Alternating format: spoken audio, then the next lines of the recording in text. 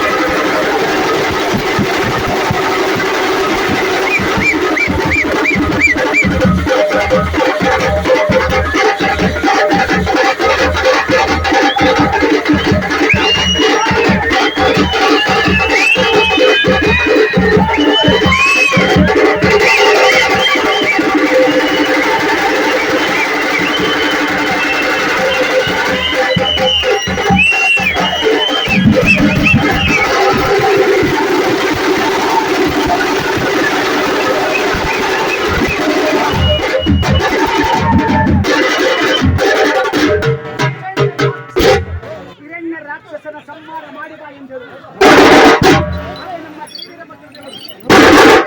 ಆಗ ನಮ್ಮ ಶ್ರೀವೀರ ಭದ್ರದೇವರು ಇಡೀ ಜಗವೆಲ್ಲ ನಡುಗುವಂತೆ ಕುಡಿಕೊಡಿಸುತ್ತ ಆರ್ಪಡಿಸುತ್ತ ಗಿಡಗಳನ್ನು ಉಗುಳುತ್ತ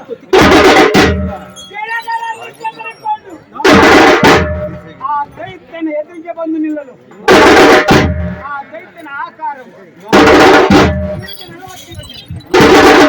ಅವನ ಜಗಳ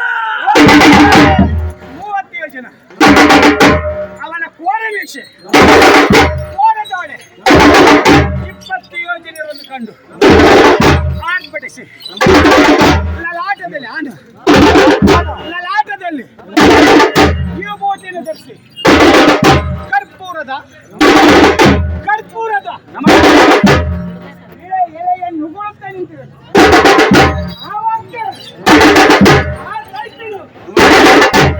ನೀನು ಯಾರು ಎಂದು ಕೇಳಿದ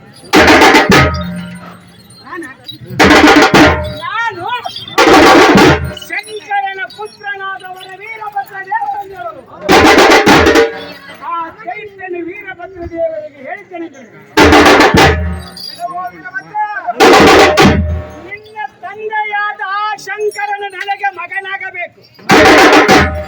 ಬಾಲಕ, ನೀನು ನನಗೆ ಮೊಮ್ಮಗನಾಗಬೇಕೆಂದೇನು. ಆ ದೈತ್ಯನ ಮಾತಿನಿಂದ ಸಿಟ್ಟಾಗಿ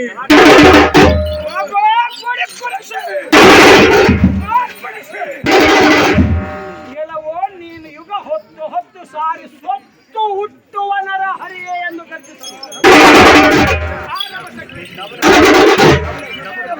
4 ಲೋಕಗಳು ಗದಗದನ ನಡಗಿದರು. ಸೂರ್ಯ ಚಂದ್ರ ಪಾಲಾಯನಗೊಂಡರು, ಕುಸಿದಿದ್ದವಯ್ಯ. ಆಗ ನಮ್ಮ ಶ್ರೀವೀರ ಭದ್ರದೇವರು ಆ ದೈತ್ಯನ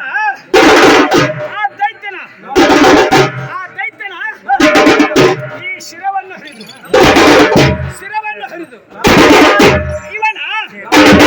ಇವನ ದೇಹದಲ್ಲಿರುವ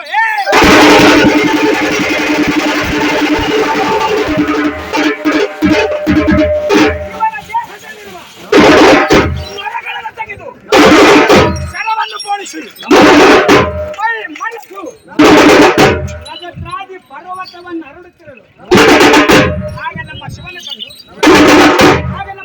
ಕಂಡು ವೀರಭದ್ರ ದೇವರನ್ನು ಎತ್ತಿಕೊಂಡು ಇವನನ್ನು ಮುದ್ದಾಡಿ ರತ್ನ ಕೆತ್ತಿಸಿದ ಸಿಂಹಾಸನದ ಮೇಲೆ ಮುಹೂರ್ತ ಮಾಡಿಸಿದನು.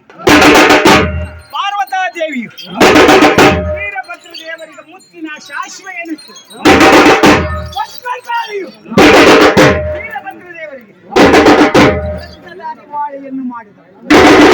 ಪ್ರಥಮ ಗಣಾಂಗಳೆಲ್ಲರೂ ಕೂಡಿ ನರಸಿಂಹನ ಶಿರವ ಕೀರ್ತಿ ಮುಖವೆಂದರೆ ಕಾಶಿ ಕಟ್ಟಿ ನಾಟ್ಯವಾಡಿ ಎಂದು ಹೇಳಲು ಕಾಶಿ ಕಟ್ಟಿ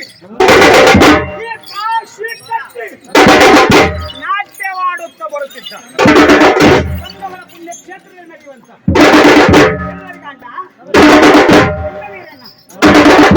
ಪಾದಾರವಿಂದರಿಗೆ ಕಾಲಶರಣಣ್ಣ